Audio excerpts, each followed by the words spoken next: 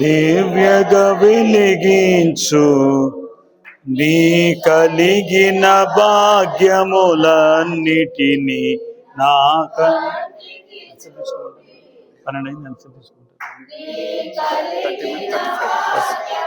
అన్నిటినీ నా కంటికి చూపించు. సరే, సమయం చాలా అవుతుంది కనుక క్లుప్తంగా దేవుని వాక్యాన్ని విందామని ప్రేమతో మనవి చేస్తున్నా. పరిశుద్ధ గ్రంథములో నుండి పరమగీత గ్రంథము 2వ అధ్యాయం 14వ వచనాన్ని చదువుకుందాం. పరమగీత గ్రంథము 2వ అధ్యాయము 14వ వచనాన్ని చదువుకుందాం. బండ సందులలో ఎగురు నా పావురమా,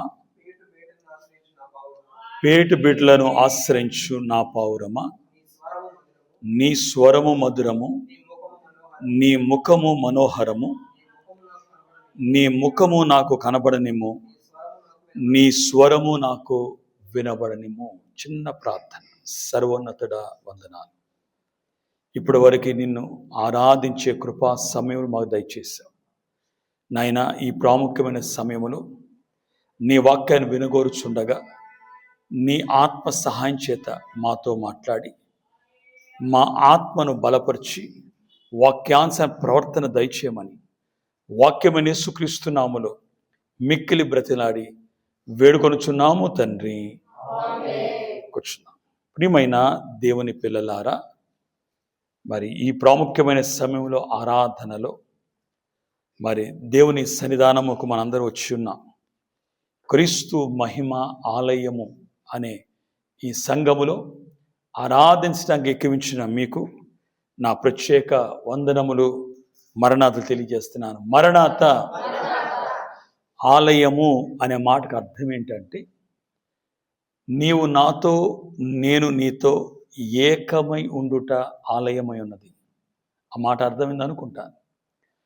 దేవునితో మనము, మనలో దేవుడు ఏమై ఉండాలి? ఒకటైపోవాలి. ఏకమైపోవడాన్ని ఆలయము అని దైవజనులు దానికి అర్థం ఇచ్చారు. కాబట్టి ప్రతి ఆలయము ఎలా ఉండాలంటే చిన్న పరలోకం వలె ఉండాలి. మన ఇంటి దగ్గర చెప్పి ఆరాధనకు వచ్చేటప్పుడు ఏమని చెప్పాలంటే, నేను ఆరాధన వెళ్తున్నాను, నేను గుడికి వెళ్తున్నాను, నేను దేవాలయానికి వెళ్తున్నాను అనే మాటల కన్నా నేను పరలోకానికి వెళ్తున్నా. కాబట్టి ఈ మాట వినగానే ఇంట్లో మిగతా వారు కూడా ఏమనాలి? అయ్యో, నువ్వు ఒక్కదానివే పరలోకం వెళ్ళడం ఏంటి? మేము కూడా ఏం చేయాలి? మేము కూడా పరలోకం వస్తాం. కాబట్టి కుటుంబం అంతా ఈ చిన్న పరలోకాన్ని పిలబడుతున్న క్రీస్తు మహిమాలయంలోనికి రావడానికి దేవుడు మనం అనుకూలపరిచారు. కాబట్టి ఆలయం అంటే అర్థం ఏంటంటే, మనం ప్రభులో, ప్రభు మనలో, ఆలయములో ఆయనలోకి మనం వెళ్ళాలి. ఎందుకంటే ఆయన మనకు ఆలయమే ఉన్నాడు కదా. గొర్రెపిల్లయే దానికి దేవాలయం. మనలోకి ఆయన ఎందుకు రావాలంటే, ఆయన నివసించే స్థలము మన హృదయం అనే ఆలయం. కాబట్టి మనము ఆయనకి ఆలయం అయి ఉండాలి, ఆయన మనకి ఆలయం ఉండాలి. ఇద్దరం కలుసుకునే స్థలమే మందిరము అనే సంగతిని మనం జ్ఞాపకం చేసుకోవాలని ప్రేమతో మీకు మనవి చేస్తున్నాం. ఈరోజు చదివిన వాక్యం మరి ఒక అరగంటలో నేను ముగిస్తాను, కానీ చాలా విలువైన మాట మీకు అందించాలని ఆశిస్తున్నా. బండ సందులలో ఎగురు నా పావురమా, పేటు బిడ్లను ఆశ్రయించు నా పావురమా, నీ స్వరము మధురం, నీ ముఖము మనోహరము, నీ ముఖము నాకు కనబడనిము, నీ స్వరము నాకు వినబడను. ప్రియమైన దేవుని పిల్లలారా, ప్రభువైన యేసుక్రీస్తు ఒక కృపా సమాధానం వాక్యాంశ ప్రవర్తక సిద్ధపాటు దేవుడు మనల్లరికి అనుగ్రహించును గాక. ఈ వచ్చిన భాగములో ప్రారంభ మాట మాత్రమే మీతో మాట్లాడతాను. బండ సందులలో ఎగురు నా పావురమా అనే మాట మీద మాట్లాడతాను. పేటు బిడ్డలు ఆశ్రయించు నా పావురమా, నీ ముఖము, నీ స్వరము మనోహరమైనది. నీ ముఖము చాలా ఆశ్చర్యంగాను, చాలా సౌందర్యంగా నాకు కనపడుతుంది. ఒక్కసారి నాకు చూపించు అని ప్రభు మాట్లాడుతున్నారు. శ్రమల కాలములో సంఘము తన ముఖాన్ని దేవునికి చాటు వేసినప్పుడు దేవుడు కోరుకుంటున్న మాటలు ఇవి. కాబట్టి ఈ ప్రాముఖ్యమైన సమయంలో ప్రాణం వచ్చిన చూస్తే బండ సందులలో ఎగురు నా పావురం. ఒక్కొక్క మాట క్లుప్తంగా వివరిస్తా.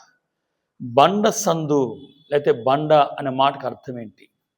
ఎందుకు పావురములు బండ సందులలోకి ఎగురుతున్నాయి? సాధారణంగా పక్షులు మీరు తీసుకుంటే ఎప్పుడన్నా బాగా తుఫాను కాలము, వర్షాకాలములో చెట్ల మీద వాటి గూళ్ళను విడిచిపెట్టి గమనించండి బండ సందులోకి వెళ్ళి కొంతకాలం దాక్కున్నట్లుగా శ్రమల కాలములో సంఘము క్రీస్తు అనే బండ. కాబట్టి ఆ మాట మనకి అపోస్తలుడైన పౌలు కొరింథీయులకు రాసిన మొదటి పత్రిక 4వ అధ్యాయం 10వ వచనములో గమనించండి ఆ మాట రాయబడింది కదా. ఆ మాట నేను జ్ఞాపకం చేస్తున్నాను అంతే.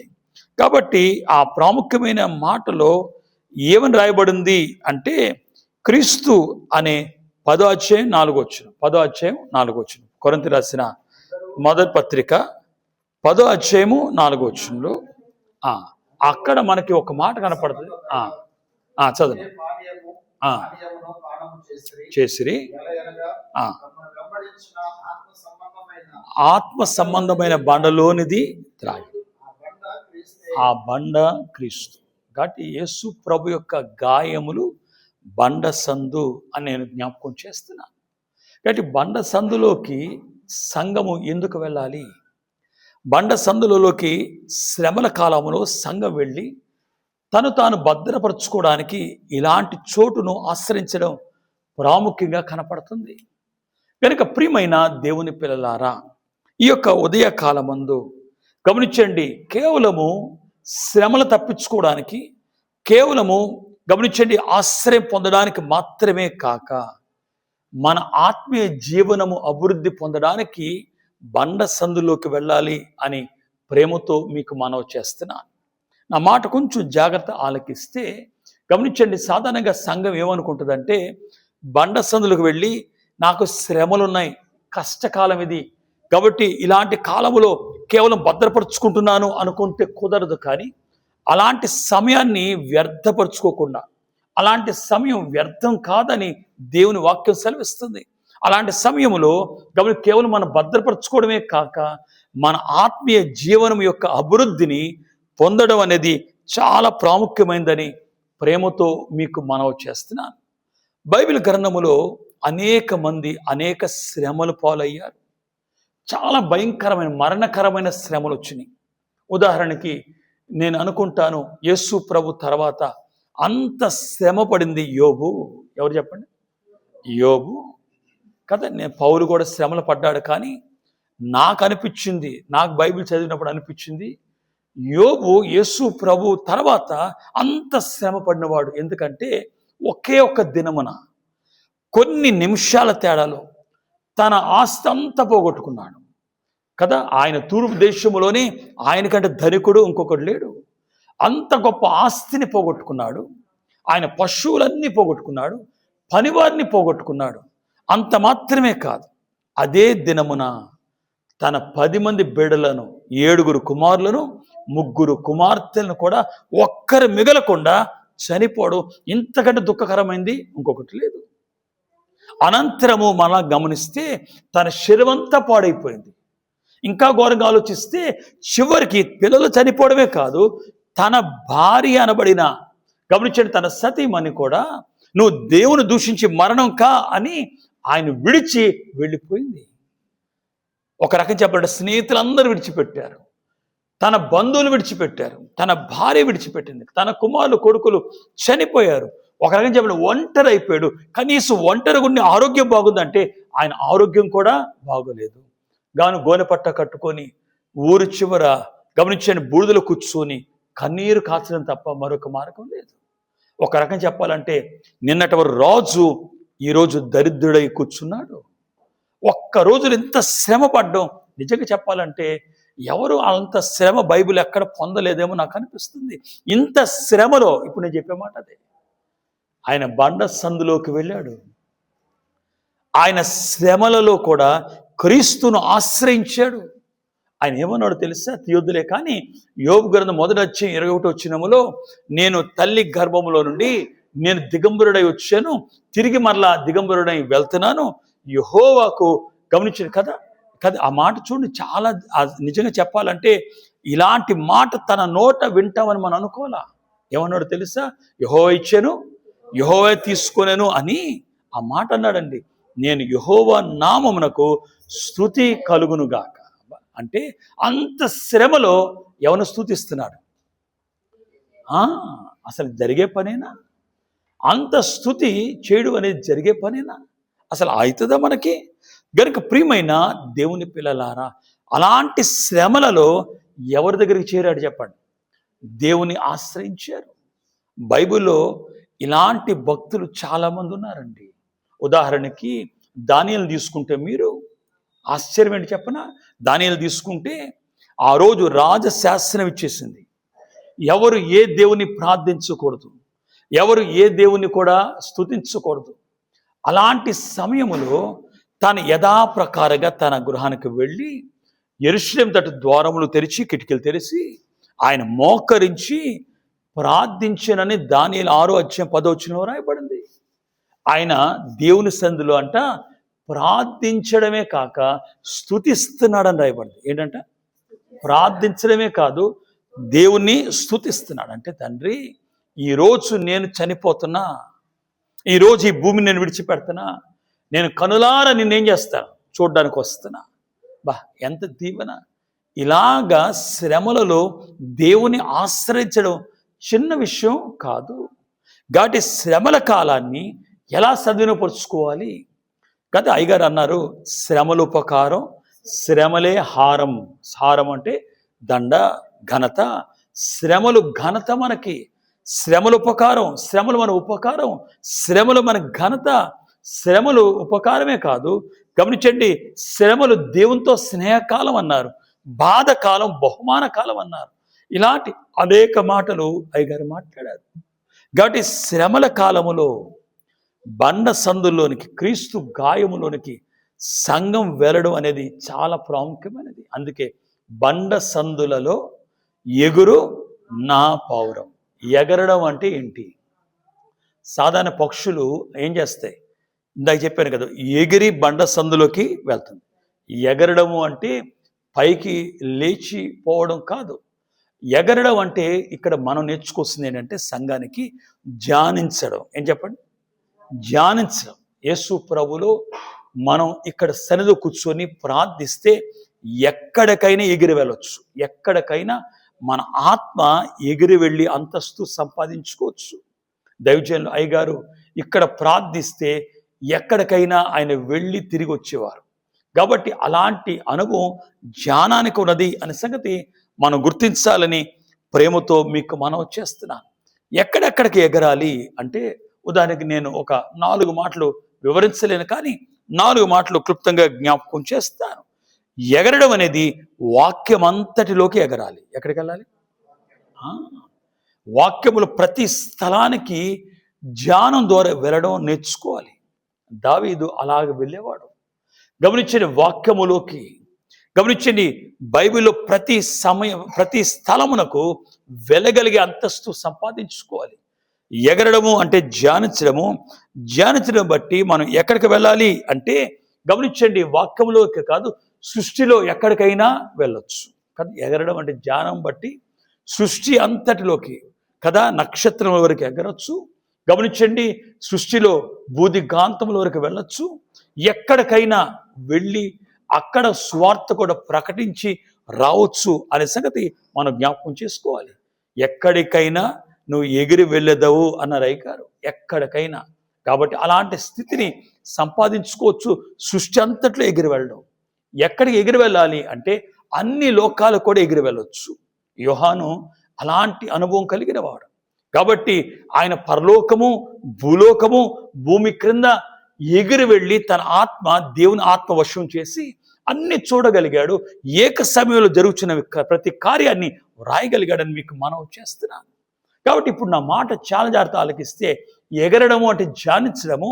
గమనించండి, ఎక్కడికి వెళ్ళాలి అంటే నేను ఒక మాట చెప్తాను. సాధారణంగా ఇప్పుడు మనం ఆలయం పెట్టుకొని దేవాలయంలోకి, సంఘములోకి అనేకులను ఆకర్షించడానికి వాక్యాన్ని బోధిస్తూ ఉంటాం. కానీ వాస్తవమైన బైబిల్ విషయం వాళ్ళు చేయాల్సిన పని ఏంటో తెలుసా? మనం ఎక్కడికి తీసుకురావాలంటే దేవాలయంలోకో, సంఘములోకో జనమును మాత్రమే కాదు. ఇక్కడ తీసుకురావడం మంచిదే, కానీ ఇక్కడ కంటే ఎక్కడ తీసుకెళ్ళాలి అంటే పరలోకానికి తీసుకెళ్ళాలి. ఎక్కడ తీసుకెళ్ళాలి? కాబట్టి ఇక్కడ తీసుకెళ్ళడం కాదు, అక్కడికి తీసుకెళ్ళాలి. అక్కడికి మాత్రమే కాదు, మళ్ళా పరలోకం తీసుకెళ్ళడం అంత ముఖ్యం కాదు మనకి కదా. సంఘంలో తేరడం ఒక అంతస్తు, పరలోకం తీసుకెళ్ళడం ఒక అంతస్తు. కానీ పరలోకములో ఒక మూల ఉండడానికి మనం వెళ్ళడానికి లేదు. ప్రభు మనకి ఏం నేర్పించారంటే అయ్యగారి ద్వారా, మనము క్రీస్తులోకి తీసుకెళ్ళాలంట. ఎక్కడ తీసుకెళ్ళాలి? పరలోకములో కాదు, పరలోకములో ఉన్న ప్రభులోనికి ఎవరిని తీసుకెళ్ళాలి? సంఘాన్ని. అక్కడికి ఎగిరి వెళ్ళాలి. అంటే ఎగిరి వెళ్ళడం అంటే గమనించి, కేవలం పరలోకం ఎగిరికి వెళ్తే సరిపోద్దు అంటే కుదరదు. సంఘములోకి వస్తే ఎగిరి సరిపోదు. గమనించండి, పరలోకి వెళ్తే సరిపోదు. ఎవరిలోకి వెళ్ళిపోవాలి? క్రీస్తులోకి వెళ్ళాలి. అలాంటి జ్ఞానము మనం కలిగించాలని మీకు జ్ఞాపకం చేస్తున్నాను. అందుకే బండ సందులలో ఎగురు నా పవన్. ఎగురు అంటే ఏం చేయడం చెప్పండి? ధ్యానించడం. బైబిల్లో చాలామంది ఎగిరిన వాళ్ళు కనపడుతున్నారు కదా. మీకు ఉదాహరణకి హానోకు ఎవరితో నడిచి వెళ్ళాను?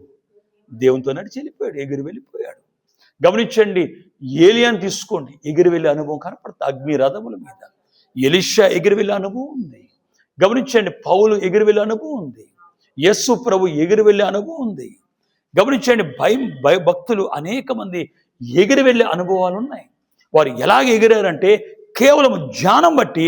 గమనించండి, దేవునితో సహవాసం చేయడానికి ఎగిరి వెళ్ళే అంతస్తును సంపాదించుకున్నారు యోహాన్ లాంటి వారు కూడా. ఉదాహరణకి ఒక మాట చెప్తాను ఇక్కడ కదా, తీయొద్దులే కానీ రాజులు 2వ గ్రంథములో 2వ అధ్యాయము ప్రారంభోచనాలలో సుడిగాలి చేత ఏలియా ఆరోహణమయ్యే కాలం అది. సుడిగాలి చేత ఏలియా ఏమవ్వడానికి? ఆరోహణమయ్యే సమయం అది. అలాంటి ఆరోహణమైన సమయములో గమనించండి, ఆయన్ని ప్రభు ఎలా నడిపిస్తున్నారు చూస్తే ఆశ్చర్యం వేస్తుంది. ఎందుకంటే ఆయన ఎవరిలో ధ్యానం చేస్తున్నాడు? దేవునితో. కాబట్టి దేవునితో ధ్యానం బట్టి ప్రతి స్థలాన్ని నడిపిస్తున్నారు. ఉదాహరణకి ప్రభు ఏం చెప్పారంటే, నువ్వు గిల్గాలుకు రా అబ్బాయి అన్నారు. ఎక్కడికి వెళ్ళాలంట? గిల్గాలు అనే మాటకు అర్థం దాటిపోవుట. గమనించండి, కాబట్టి ఐగుప్తు నుండి ఇశ్రాయేలు ఎలా అయితే బయటకు వచ్చారో ఆ బయటకు వచ్చే స్థలము గిల్గాలు కదా. నిజంగా చెప్పాలంటే గమనించండి, ఐగుప్తు దేశం నుండి ఇశ్రాయేలు ప్రజలు గమనించే పాలుతేలు ప్రవహించి వాగ్దాన దేశం అడుగుపెట్టినప్పుడు వారు అడుగుపెట్టిన మొదటి స్థలమే గిల్గాలు. కాబట్టి దాటిపోవుట అక్కడ గిల్గాలు. గిల్గాలుకు ప్రభు రమ్మన్నారు. ఎలా చెప్పారు ప్రభు? ఆయన ఏం చేస్తున్నాడంటే ప్రభు కొరకు సిద్ధపడి ధ్యానములో ఉన్నాడు. అక్కడ ప్రభు మరలా కనపడి మాట్లాడారు. ఏమన్నారంటే, గిల్గాల్ నుంచి బేతేలుకి రా అబ్బాయి అన్నారు. ఎక్కడికి వెళ్ళాలి? బేతేలు అన్న మాటకు అర్థం ఏంటంటే దేవుడు నివసించు స్థలం కదా. దేవాలయం అన్నా బేతేలు అన్నా ఒకటే. కాబట్టి దేవుడు నివసించే స్థలాన్ని బేతేలు. కాబట్టి బేతేలుకి వెళ్ళినప్పుడు అక్కడ మళ్ళీ ప్రభు మాట్లాడారు. నువ్వు ఎరుకోకి రా అబ్బాయి. అక్కడ గమనించండి, ఇశ్రాయేల్ ప్రజలు జయము రాకపోవడమే చెప్పు జనులకు జయము అన్నట్లు వారు జయము సంపాదించుకోక ముందే ఆ ఎరుగో గోడ చుట్టూ తిరుగుతూ 6 దినములు 6 సార్లు, 7వ దినమున 7 సార్లు తిరుగుతూ స్తుతి ధ్వనులు చేసిన, స్తోత్ర ధ్వనులు చేసిన దినమది. ఎప్పుడైతే వారు ధ్వనించారో, స్తుతించారో, తండ్రి మాకు జయమిచ్చారని ఆ గోడలు అక్కడికక్కడ కూలిపోయినాయి. ఆ దేశాన్ని దేవుడు అప్పగించినట్లు మనకు తెలుసు, లేకపోతే ఆ పట్టణాన్ని దేవుడు అప్పగించినట్లు మనకు తెలుసు. ఇప్పుడు నా మాట జాగ్రత్త ఆలోచించాలి. ఆ జయం పొందిన స్థలానికి రా అబ్బాయి. అక్కడికి పరిగెట్టి వెళ్ళాడు జ్ఞానాన్ని బట్టే. అక్కడి నుంచి గమనించి యోర్ధానికి రా అన్నారు. యోర్ధాన్ నుంచి యోర్ధాన్ అవతలికి రా అన్నారు. యోర్ధాను అనగా ఆటంకములు. కొన్నిసార్లు ప్రభు రాకడికి మన అనేక ఆటంకములు వచ్చినప్పటికీ మనం ఆయన గాయంలోకి వెళ్ళి ఎగరడం అంటే భద్రపరచుకోవడం, అక్కడ నుండి సిద్ధపాటు ఆత్మ జీవనానికి అభివృద్ధి కలగడం చాలా ప్రాముఖ్యమైనది అని మీకు జ్ఞాపకం చేస్తున్నాను. కాబట్టి ప్రియమైన దేవుని పిల్లారా, అలాంటి స్థితిలోకి వెళ్ళి ఎగిరే అనుభవాన్ని మనం ఏం చేయాలి? సంపాదించుకోవాలి. ఏలియా ఎగిరి వెళ్ళినట్లు, ఎలీషా ఎగిరి వెళ్ళినట్లు, గమనించండి యోహాను ఎగిరి వెళ్ళినట్లు, యేసు ప్రభు భూలోకం నుండి పరలోకాన్ని ఎగిరి వెళ్ళినట్లు, గమనించి ఫిలిప్పు ఎగిరి ప్రయాణం చేసినట్లు, గమనించండి ఇలాంటి ఎగిరే అనుభవం సంఘానికి జ్ఞానాన్ని బట్టి సంపాదించుకోవాలని ప్రేమతో మనవి చేస్తున్నాను. అందుకే బండ సందులలో క్రీస్తు గాయములలోకి మనం ఏం చేయాలి? ఎగిరి వెళ్ళడం కావాలి. నా పావురమా బండ సందులు ఎగురు నా అనే మాటకు ప్రభు అంటున్నారు తన సొంతం నా అంటే నాది. బైబిల్లో గమనించి ఇలాంటి అనుభవాలు చాలా కనపడతాయి. బాగా తెలిసింది కీర్తన 23 మనకు బాగా తెలుసు. మొదటి వచనం చూస్తే యెహోవా, దావీదేమన్నాడు చెప్పండి? యెహోవా నా కాపరి, నాకు సొంతం, నాది కదా. ప్రభు కూడా అన్న మాటలు చూడండి, నా గొర్రెలు నా స్వరము వినును. నా గొర్రెలు ప్రభు, నా స్నేహితుడు, నా ప్రభువు కదా, నా రక్షకుడు అంది మరియా. ఏమంది? మరియా పాడుకున్న పాటలు మీరు చూస్తే తీయదులే కానీ లూకా సువార్త మొదటి అధ్యాయం 47 వచ్చిన చూస్తే నా ఆత్మ నా రక్షకుడు, నా ఆత్మ నా రక్షకుడైన దేవుని యందు ఆనందిస్తుంది. అబ్బా, నా ఆత్మ నా రక్షకుడైన దేవుని యందు ఆనందిస్తుంది అంటే తన ఆత్మలో యేసు ప్రభును ఆరాధిస్తున్న మరియ కనపడుతుంది. తన సొంతం చేసుకుంది ప్రభుని కదా. దావీదు సొంతం చేసుకున్న ప్రభుని. కాబట్టి ఇక్కడ ప్రభు మనలను సొంతం చేసుకుంటున్నారు కదా. నా ప్రజలు లేకపోతే నా పిల్లలు, నా యొక్క బిడలు కదా. కాబట్టి నా గొర్రెలు కదా. ఆ మాట చూడండి, తన సొంతం చేసుకున్న. అలాగే నా పౌరము అంటున్నాడు ఇక్కడ. ఏమన్నాడు? ఎవరిని? సంఘాన్ని. ఎవరా సంఘము? ఎందుకు పౌరము అని పేరు పెట్టాడు? ఈ సంఘము నమ్మకమైంది గనుక. ఏం చెప్పండి? నమ్మకమైంది గనుక. ఈ సంఘం నమ్మకమే కాదు, గమనించ నిష్కపటమైంది గనుక. ఏంటంట? నిష్కపటము అయింది, కపటము లేనిది.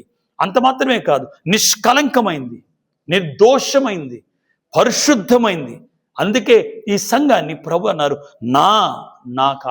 నా యొక్క పౌరము. బా, ఎంత దీవెన! ఈ పౌరాన్ని ఎందుకు నా పౌరం అన్నారు చెప్పనా? గమనించండి, యేసు ప్రభు కదా ఎలాగ సంఘాన్ని ప్రేమించాడో ఈ పౌరం కూడా గమనించండి. అనేకులను ప్రేమించడమే కాదు, ప్రభువుని నడిపించడమే కాదు, యేసయ్యను కూడా ప్రేమిస్తుంది గనుక, క్రీస్తుని పోలి ప్రేమ కలిగి ఉంది గనుక నా పౌరం అంటున్నాడు. ఎందుకు ప్రభు ఈ సంఘం నా పౌరం అన్నాడు తెలుసా? ఈ పౌరము క్రీస్తు నామాన్ని ధరించుకుంది. ఎవరి నామాన్ని? అయ్యగారు అన్నారు, యేసునామధారులు ఎంతో ధన్యులు. యేసయ్య నామమును మనం ఏం చేయాలి? ధరించుకోవాలి. యేసయ్య నామమును బట్టి మన ఘనత కలుగుతుందని తెలుసా? కీర్తన 91 బాగా తెలుసు మనకి.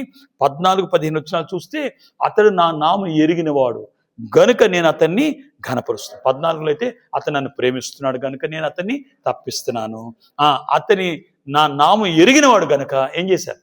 ఘనపరుస్తున్నాను. అబ్బా, యేసు ప్రభు నామమును ధరించుకోవడం, నామమును బట్టి మన దేవుని మహిమపరచడం కనపడుతుంది.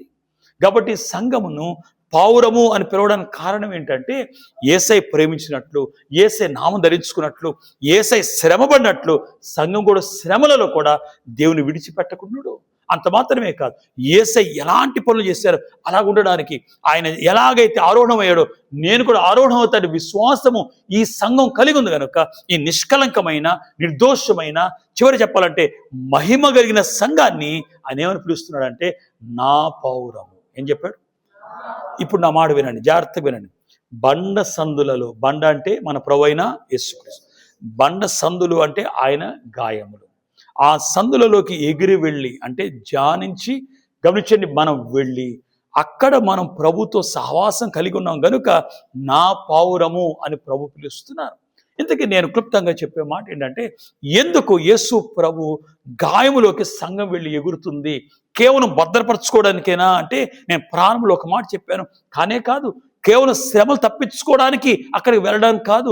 అక్కడ వెళ్ళిన మనము ఆ సమయాన్ని వ్యర్థపరచుకోకుండా మన ఆత్మీయ జీవనాన్ని ఏం చేసుకోవాలి? అభివృద్ధి పరచుకోవాలి. మన ఆత్మీయ జీవనాన్ని ఏం చేసుకోవాలి? అభివృద్ధి పరచుకోవాలి. అందుకొరకు ఆయన గాయములోకి వెళ్ళాలి. ఇప్పుడు చూడు, నా మాట చాలా జాగ్రత్త ఆలకించాలి. ప్రియమైన దేవుని పిల్లలారా, నా మాట కొంచెం ఆలోచించండి. తీయొద్దులే కానీ నేను యోహాను సువార్తల నుంచి ఒక మాట జ్ఞాపకం చేస్తాను. వినండి, తీయొద్దులే. 19వ అధ్యాయము 34 వచనం నుండి నేను మాట్లాడతాను. అక్కడ ఏం రాయబడిందంటే, యోహాను సువార్త 19:34లో ఏం రాయబడింది అంటే, అక్కడ గమనించండి, ఒక సైనికుడు లేకపోతే అక్కడ భటులలో ఒకడు ఒక ఈట తీసుకొని గమనించండి, ప్రభు ప్రక్కన పొడిచినట్లు కనపడుతుంది. ఏంటంట, ఈట తీసుకొని ఏం చేశాడు, ప్రభు ప్రక్కన పొడిచాడు. అప్పుడు నీళ్లు రక్తము కారెను. ఏం చెప్పండి, నీళ్లు రక్తము కారెను. ఈరోజు ఎందుకు ఈ మాట చెప్తున్నానంటే, ఆ బండ సందులో ఎగిన పౌరము 4 అనుభవాలలో వర్ధిల్లాలి. మనం ఏం చేయాలి చెప్పండి, 4 అనుభవాలు వర్ధిల్లాలి. గమనించండి, ఎందుకు వెళ్ళాలి అంటే ఆ నీటి కొరకు మనం వెళ్ళాలి. బండ సందులోకి వెళ్ళాలంటే కేవలం శ్రమలు తప్పించుకోవడానికి కాదు, ఆత్మీయ జీవన అభివృద్ధి అన్నాను కదా. ఆ అభివృద్ధి ఎలా పొందుద్ది అంటే, నీటి ఊట, నీటి ధారలు, నీటిని ఆస్వాదించడానికి, ఆ జీవ జలాన్ని సంపాదించుకోవడానికి ఆ గాయములోకి సంఘం వెళ్ళాలి. ఆ గాయంలోంచి ఏం కారుతున్నాయి అంటే, ఒకటి నీరు, రెండోది రక్తము. కాబట్టి నేను ఒక మాట చెప్పాను, దైవజనులు గారు మీకు గడిచిన కాలం చెప్పాను లేదు గుర్తులేదు, కానీ ఒక మాట, ఈ నీళ్లకు అయ్యగారు పెట్టిన పేరేంటో తెలుసా కదా? కళ్ళలోంచి వచ్చే నీళ్ళని కన్నీళ్ళు అంటాం. ఏమంటాం? కళ్ళలోంచి నీళ్ళు వస్తే ఏమంటాం? మరి ప్రభు ప్రక్కన వచ్చే నీళ్ళకి అయ్యగారు పెట్టిన పేరేంటంటే మనోవిచారపు నీళ్లు. ఏం చెప్పండి, ఆ మనస్సు ఎంత గాయపడితే, ఆ మనస్సు నలిగి కరిగి నీరైపోయిందని భక్తుడు రాసినట్లు, అది మనస్సు పిండబడితే, గమనించండి, ఆయన మనస్సులోంచి కారిన నీళ్లు ఈ ప్రక్క నుండి వచ్చినాయి అన్నారు అయ్యగారు. మనోవిచారపు నీళ్లు అని వాటికి పేరు పెట్టారు. కాబట్టి ఈ మనోవిచారపు నీళ్లు, గమనించండి, సంఘాన్ని ఏం చేయడానికంటే వారిని ఆత్మీయంగా దాహమును తీర్చడానికి ఉపయోగపడే సాధనము.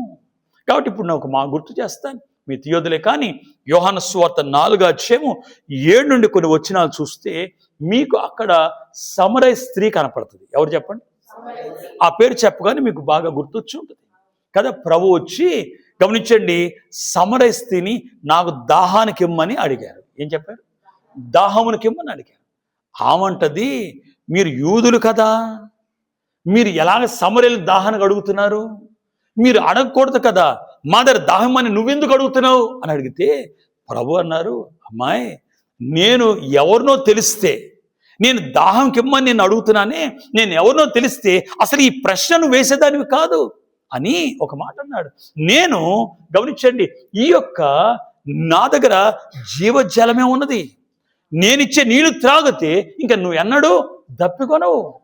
వెంటనే ఆమె చేయి చాపి, ఇప్పుడు ప్రభు చేయి చాపి, ఆ దాహం తెచ్చుకోవడానికి ఆ నీళ్లు నాకి ఈ తోడుకుండే బాధ ఉండదు, నా పశువులు పెట్టే బాధ ఉండదు, నేను రాత్రి పగలు గమనించే రహస్యంగా వచ్చే ఈ స్థితి నాకు ఉండదు, నాకు దయచేసి ఆ నీళ్లు మన ఆమె అడుగుతుంది.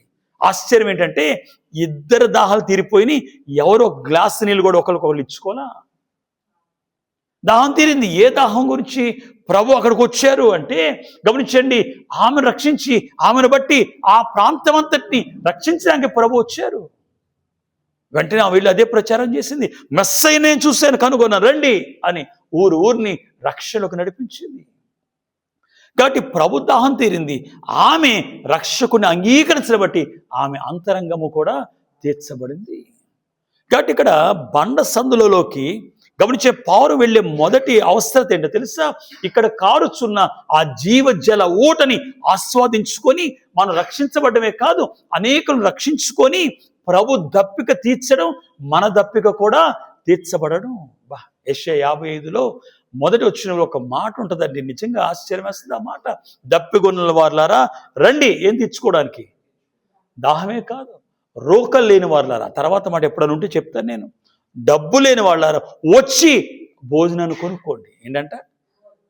భోజనాన్ని ఏం చేయాలంట? కొనుక్కోవాలంట. ఏం లేని వాళ్ళంట? డబ్బులు లేవు. డబ్బులు లేకపోయినా భోజనం కొనుక్కోవడం ఏంటి? దప్పిక తెచ్చబడ్డం కదా ప్రాముఖ్యంగా. ఈసారి అది మాట్లాడతాను ఎప్పుడన్నా. కాబట్టి నా మాట జాగ్రత్త ఆలకిస్తే ఒక మాట జ్ఞాపకం చేస్తున్నా. కాబట్టి బండ సందులోకి ఎందుకు మనం వెళ్ళాలి అంటే, శ్రమల కాలంలో భద్రపరచుకోవడమే కాక మనం అంతరంగ జీవ జలమును ఆస్వాదించడానికి బండ సందులోకి ఈ పౌరం వెళ్ళినట్లు వధు సంఘం ఈ శ్రమల కాలంలో వెళ్ళాలి. రెండోది, ఆయన గాయములోకి ఎందుకు వెళ్ళి ధ్యానించాలి అంటే, ద సేఫెస్ట్ ప్లేస్ అనమాట అది. గమనించండి, ఆ గాయములోకి ఎందుకు వెళ్ళాలి అంటే, ఆ గాయములో నుంచి నీళ్లు మాత్రమే కాదు, రక్తము కూడా కారుతుంది. ఏం కారుతుంది కదా, తీయొద్దులే కానీ. గమనించండి, బైబిల్ గ్రంథములో ప్రకటన గ్రంథం 7వ అధ్యాయం 14వ వచనములో లేకపోతే 13లో చూస్తే ప్రభు అడుగుతుంటారు యోహాన్ని. ప్రభు ఏమని అడుగుతారంటే, యోహాను, ఈ తెల్లటి వస్త్రాలు ధరించుకున్నారు, వీళ్ళెవరు చెప్పు అంటే, నాకేం తెలుసు తండ్రి, ఎవరు వాళ్ళు, నువ్వే చెప్పాలి అని అడిగితే, వాళ్ళు ఎవరో తెలుసా? వాళ్ళు, గమనించండి, ఇదిగో ఈ గొర్రెపిల్ల యొక్క రక్తములో వారి వస్త్రములు ఉదుకున్నవారు, కడుక్కున్నవారు, వారు తెలుపు చేసుకున్న వారి వస్త్రాలని ప్రభు చెప్పారు. అలాంటి స్థితి కనపడుతుంది అక్కడ. గొర్రెపిల్ల రక్తములో వారి వస్త్రాలు ఏం చేయబడి, శుద్ధీకరించబడి. బైబిల్లో ఒక మాట ఉందండి, తీయొద్దులే కానీ, యోహాను పత్రిక, మొదటి పత్రిక, మొదటి అధ్యాయం 7వ వచనంలో చూస్తే, గమనించండి, మనం ఆయనతో కలిసి అన్యోన్య సహవాసం గలవారం అయితే కదా, ఆయనతో కలిసి అన్యోన్య సహవాసం గలవారం అయితే, గమనించండి, ఆయన కుమారుడు యేసు ప్రభు యొక్క రక్తము ద్వారా ప్రతి పాపము నుండి మనం పవిత్రపరచబడతాం, ప్రతి పాపము నుండి విమోచించబడతాం. కాబట్టి క్రీస్తు రక్తము ఎందుకు మనం వెళ్ళి, గమనించండి, దాని ద్వారా ఈ గాయంలో, ధ్యానం ద్వారా గాయంలో ప్రవేశించి ఈ యొక్క గాయముల్లో ఏది ఆస్వాదిస్తుందంటే, ముందు జీవజలం అయితే, ఇప్పుడు నేను చెప్పే మాట ఏంటో తెలుసా? గమనించండి, ఆయన రక్తము ద్వారా సంఘము నిష్కలంకముగా, ఇంకా చెప్పాలంటే నిర్దోషముగా, ఇంకా చెప్పాలంటే మహిమ కలిగినదిగా మార్చబడ్డానికి, శుద్ధీకరించబడ్డానికి, పవిత్రపరచబడ్డానికి ఆయన గాయములోకి వెళ్ళాలి. అందుకొరకు వెళ్ళాలండి. కేవలం శ్రమలు తప్పించుకోవడానికి ఆయన గాయం కాదు. శ్రమలు తప్పించుకున్న మనము, గమనించండి, ఆయనలోకి వెళ్ళి పవిత్రపరచబడాలి. ఏం చేయబడాలి? పవిత్రపరచబడ్డానికి ఈ పౌరము ఆ బండ సందులోకి వెళ్తుంది. అందుకే ప్రభు అన్నారు, బండ సందులలో ఎగురు నా పౌరం. ఎగురుతుంది ఎందుకంటే, గమనించండి, నీటి ఊటను ఆస్వాదించి తన దప్పిక ప్రభు దప్పిక తీర్చడానికి ఆత్మీయ స్థితిలో, గమనించి ఎందుకు వెళ్తుందంటే, క్రీస్తు పవిత్రతను ఆమె పొందుకోవడానికి, ఆయన రక్తములో శుద్ధీకరించబడ్డానికి వెళ్తున్న ప్రాముఖ్యమైన సమయము అని మీకు జ్ఞాపకం చేస్తున్నాను.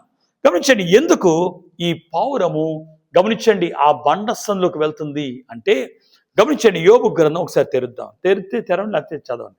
29వ అధ్యాయం, యోబు గ్రంథము 29వ అధ్యాయం 6వ వచనంలో చూస్తే, ఆ బండ దగ్గర గమనించే ఒక ప్రత్యేకమైన స్థితి కనపడుతుంది. నేను ముగిస్తాను, త్వరగా ముగిస్తాను, ఒక 5-10 నిమిషాల్లో ముగించేస్తాను. చూడండి, ఆ మాట వినండి, బండ నుండి నా నిమిత్తము నూనె, నూనె ఎలా పారుతుందంట?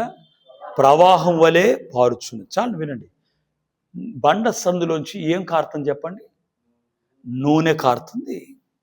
నూనె దేనికి సాదృశ్యం తెలుసా? బైబిల్లో చాలా చోట్ల నూనె, గమనించిన, అభిషేకానికి వాడబడుతుంది. నూనె రాజులను చేయడానికి వాడబడింది. నూనె యాజకులను అభిషేకించడానికి వాడబడింది. నూనె స్వస్థతకు వాడబడింది. నూనె కూడా ఇప్పుడు కూడా మనం ఇందాక కూడా నేను చూస్తాను, ఇక్కడ గమనించే కాకాని తోటలో తెచ్చిన తైలము కనపడుతుంది. మీరు ఈ తైలాన్ని తీసుకెళ్ళి అనేక పరిస్థితులలో వాటిని చక్కగా సద్వినియోగపరుచుకుంటారు. నూనె వాస్తవాన్ని బైబిల్ ఎక్కువ చోట్ల సాదృశ్యంగా కనపడే ఏకైక మాట ఏంటో తెలుసా? పరిశుద్ధాత్మకు సాదృశ్యం. దేని చెప్పండి?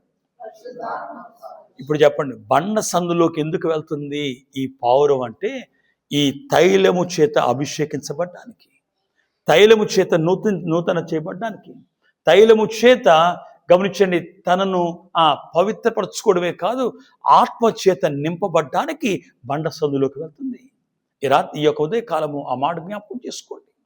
కాబట్టి రేపు రాకడికి ఎత్తబడాలంటే సంఘము, ప్రభు నా పౌరమని నేను పిలవాలంటే, నా ప్రియురాలా అని నేను పిలవాలంటే, నా సహోదరి అని నేను పిలవాలంటే, గమనించండి, నిన్ను అక్కడికి ఆకర్షించాలి అంటే, ఖచ్చితంగా బండ సందులలో నీవు వెళ్ళి తైలము చేత నీవు, గమనించండి, ఆత్మ చేత నింపబడే స్థితిని సంపాదించుకోవాలి కదా. అప్పుడు నీకు రాకడికి ఎత్తబడే వయసు వస్తుందని నేను చెప్తున్నాను. ఏమి ఎత్తబడేది?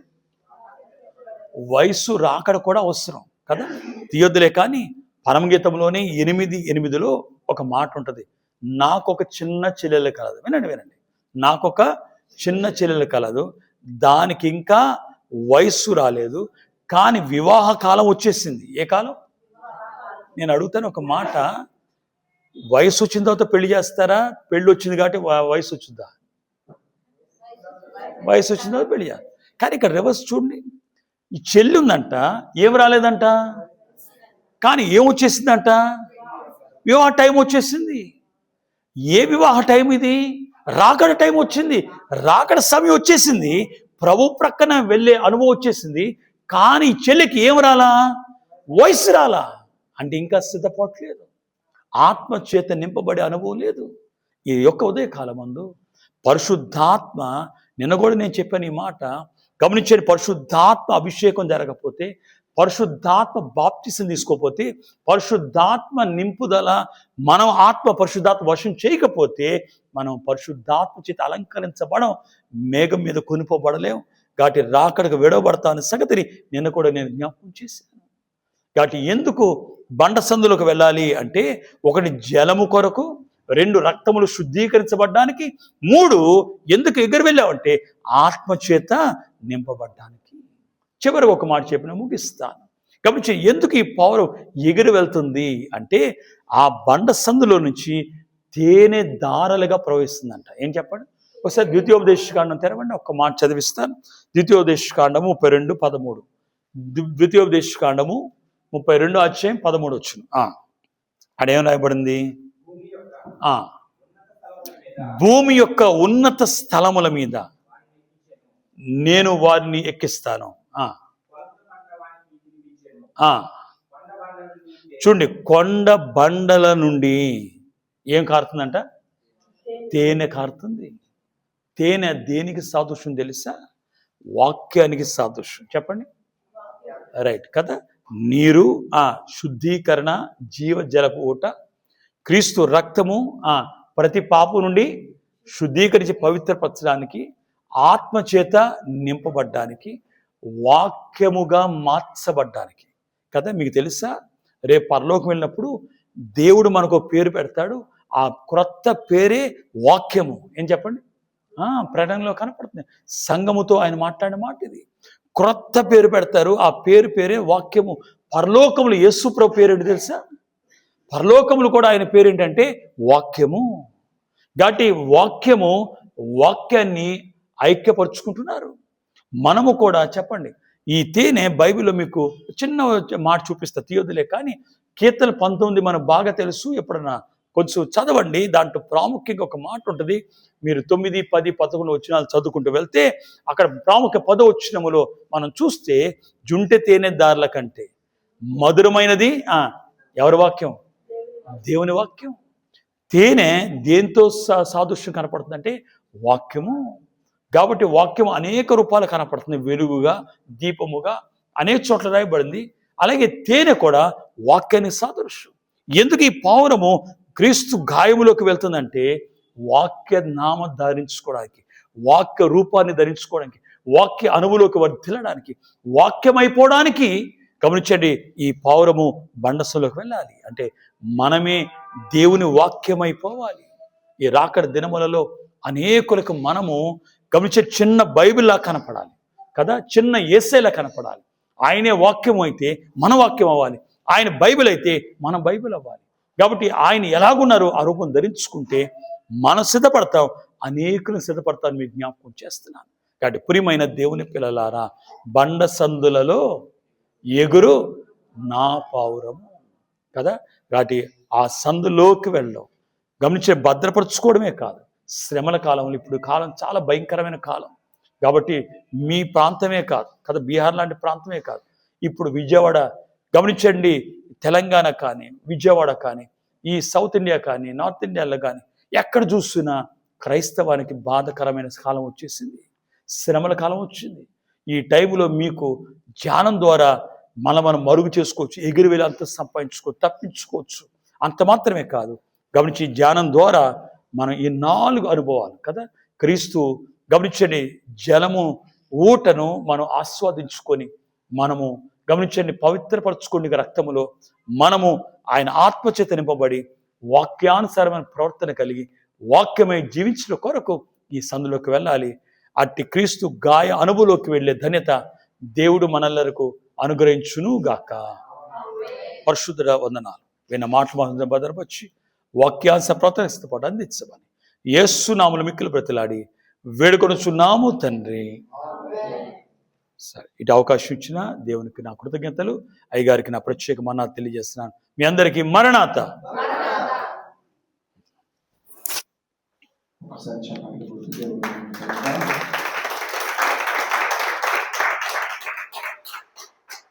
క్రీస్తు అనే పండసంలోకి మనకు కలిగేటువంటి అనుభవాలు, మనకు పొందుకునే భాగ్యముల యొక్క వివరణ పరిశుద్ధాత్మ తండ్రి గారు మనదాసు ద్వారా మనకు అందించిన వారు ఉన్నారు కనుక నిరంతరము క్రీస్తు అనే పండ సందులో మనం గడపవలసిన వారమై ఉన్నాము. ఈ వాక్యము ద్వారా ప్రభు మహిమ పొంది ఉన్నారని నమ్మొచ్చు. ప్రభువును స్తుతిస్తూ ఉన్నాను.